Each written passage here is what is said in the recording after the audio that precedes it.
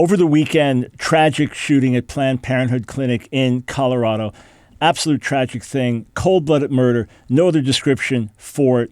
And immediately I knew, okay, people are going to start to raise charges about why this happened, and immediately you're going to tie it with the pro-life movement and Christianity. In fact, we don't know anything for sure about the motive. As soon as I heard it, I posted on Facebook that this violates the principles of pro-life, violates the principles of Jesus. And I knew, of course, that there would be charges. Aha, you see? You see, it's not just Islamic terror, it's Christian terror. Christian terrorism at work here. This is the real face of the pro-life movement. I knew that that rhetoric would be forthcoming, and of course I was going to address it before it began to be forthcoming. But soon enough, I'm seeing charges all over social media raising these issues. People are saying to me, when are you going to denounce Christian terrorism the way you address and denounce Islamic terrorism? When are you going to address radical Christianity the way you address radical Islam?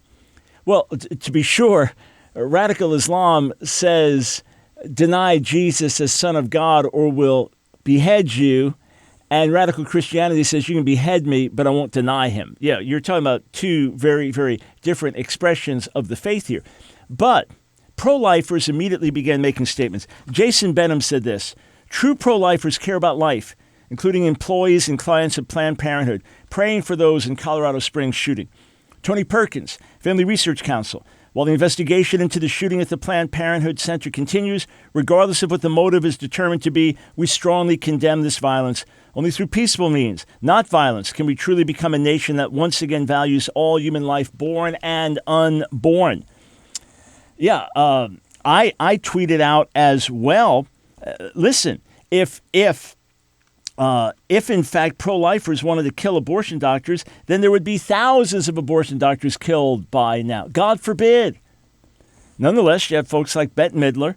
Quote, thanks to overheated screeds spewing from the mouths of the GOP and in Congress, innocent people have died in Colorado, including a policeman. And we share the concerns of many Americans that extremists are creating a poisonous environment that feeds domestic terrorism in this country. One blogger said this: Christian terrorism is a bigger threat to U.S. freedom than Islamic extremism. And he concluded his article with these plainly ridiculous words: today's attack is an act of religious terrorism. There should be no other words to describe it. Just as many demand we label terrorism carried out in the name of Islam as Islamic terrorism, we must do the same to Christianity and realize the Christian religion is just as dangerous and prone to incite violence as its younger brother, Islam.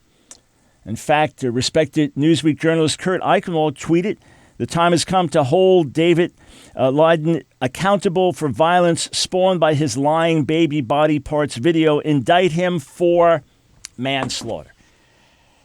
All right, I've interacted with some of these people, and I've said that the rhetoric from them, from the left, is irresponsible and even irrational. Okay, as of this moment, we still do not know specifically what the motive of the shooter was. But let's just say that because he saw these videos exposing what Planned Parenthood was doing, and what Planned Parenthood has done is evil, and what this shooter has done is evil, let's just say that he saw those videos and based on that decided he was going to take action against the Planned Parenthood clinic. Let's just say he decided that. In point of fact, there's nothing Christian about this guy. According to reports, after his divorce in 2000, he appears to have posted apocalyptic rants online, so maybe quotes from the Bible that it's the end of the world, and sought sadomasochistic sex and pot-smoking companions. There's nothing Christian about that. There is nothing in the teaching of Jesus whatsoever that supports going out and killing people because you disagree with their ideology or you disagree with their actions. We're not talking about a war where someone comes to invade your country and you're fighting back. We're talking about going to a Planned Parenthood clinic and shooting people, shooting the police. There is nothing in the teaching of Jesus that supports that, and everything in the teaching of Jesus that goes against it. There is no example from the early church that supports it, and everything from the early church that goes against it.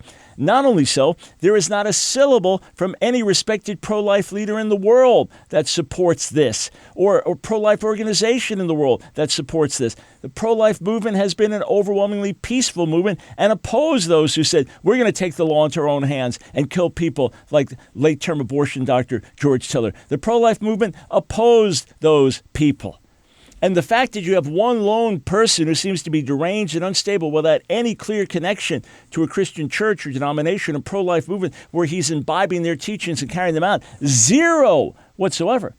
That illustrates the fact that the pro-life movement is a peaceful movement. Otherwise, as I said, there would be thousands of abortion doctors killed. God forbid. So, to call this Christian terrorism is a complete oxymoron. There is no connection between the gospel and terrorism. And that's why when you go through history and you find an aberrant group or an aberrant movement, the exception proves the rule. With radical Islam, it is the example of Muhammad who beheaded his captives. It is the example of the early Muslim leaders who advanced Islam with the sword. It is based on texts of the Quran and texts in the Hadith and examples through Islamic history and the words of major Islamic leaders today. There is a complete contrast between radical Islam and radical Christianity. Therefore, I completely reject the notion that this can be attributed to, quote, Christian terrorism. No such thing.